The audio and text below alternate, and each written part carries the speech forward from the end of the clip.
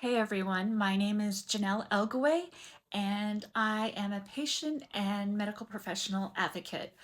I have advocated for the last 12 years, and I thought I would share with you a little bit about the work that I've done because I know there's a lot of new people on here. So, I became an advocate because I've dealt with incurable painful diseases and major health issues for 32 years now. And the first 20 years of my life, which was in my 20s and 30s, and now I'm 48, but for the first 20 years, I felt so alone. Nobody had the health issues that I had. Nobody was dealing with, I lost my career. I'm unable to have children. There were so many major life changes, and when I met the online community in 2014, I felt like, oh my goodness, I'm seen, I'm understood. And I decided almost immediately that I wanted to help anybody that was going through the same things as I am so they don't have to deal with this alone. Because a lot of our family and friends, they just don't understand it because we look normal, but on the inside of our bodies, it's like running amok. So anyway, in 2014, I met Barbie Engel of Eye Pain Foundation, and now she's running for state representative in Arizona. Make sure to check out her stuff. I wish I lived in Arizona, but she is an amazing woman and advocate, and hopefully a state rep soon. But I met her, and she motivated me and kind of got me into it. I don't think she knew that. So the first few years, I kind of just was meeting people. I started like a Facebook group or page.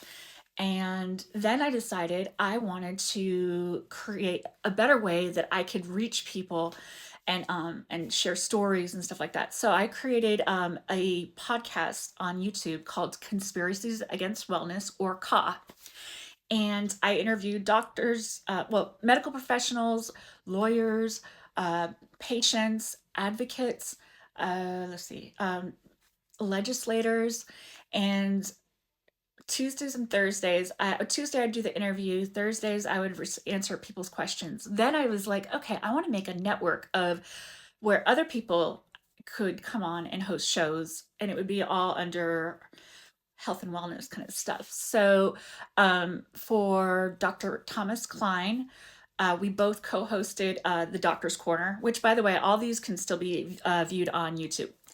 But we did that, and then Claudia Morandi, I created her podcast called "Don't Punish Pain Rally" with Claudia, and then I created another one for Dr. Margaret Aranda, and it's "Keeping You in the Family."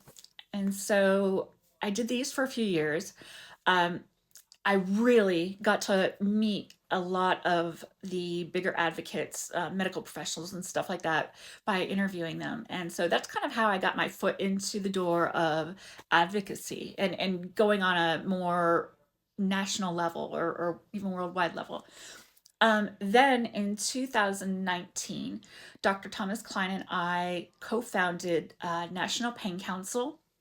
Um, and then I did that for a few years. I was the executive director and a co-founder and on the board.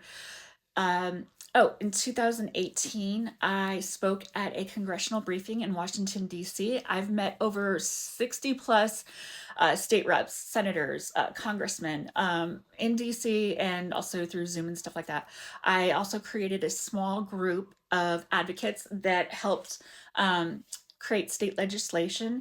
So Barbie Engel invited me to help create state legislation in Arizona, and that passed. Then I helped work on Illinois, then Oregon, which sadly didn't pass. And right now we're currently working on Utah. But probably usually once a year, if somebody wants to get state legislation to protect patients and medical professionals in their state, please contact me. We'd love to help out. Let's see. In March 2025, I spoke at a conference for the REMS meeting, or REMS, I'm sorry, FDA REMS conference. And I got to speak in front of hundreds of medical professionals from around the world. And I shared my story and discussed kind of the issues that are going on within the chronic pain community for both, well, for pharmacists and pharmacies, medical professionals, and patients. Let's see what else. I wrote several pieces like in the Mighty um, and like the Bolin Report and stuff like that about our community. I'm not that big of a writer, but I do enjoy doing it. And oh, of course, and National Campaign to Protect People in Pain. I now work there. I'm the treasurer and the operations manager. And if you would like to sign up and become a member, you can do so at www.ncp3.org.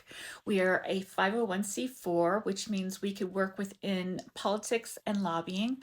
Uh, we we've been around for about a year.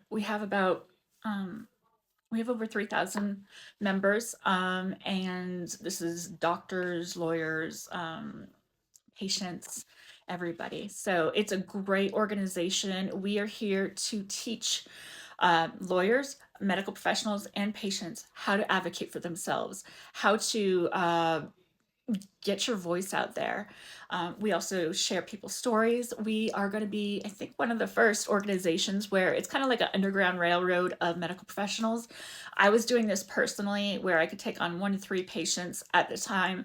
I would interview them and then help them find a doctor within their area. But what I wanted to do was on a bigger scale. So we are making a database. We had lawyers go over it just to make sure that um, like the DEA or whatever just can't come in and get my list of medical professionals. And we patients can sign up, share, give the information that we need, and then we will call them, interview them, and hook them up with a doctor in their area. So I know this is like a big thing that people are really needing. So yeah, that's going on. Other than that, I think that's about. Oh, God. Okay, so from like I don't know what the years were, but for 5 or 6 years, I was the state organizer for the Don't Punish Pain rallies in North Carolina. Um, I've worked with basically every advocate and medical professional that you've probably heard about, and I absolutely love it. It's not for everybody. You do have to thick skin, but I've been really enjoying helping people out. It's become like a new lease on life for me because I wasn't able to work within my 20s and I became disabled and I felt so not happy. I needed a purpose. And by advocating and helping others, this has given me a purpose. So that's a little bit about me.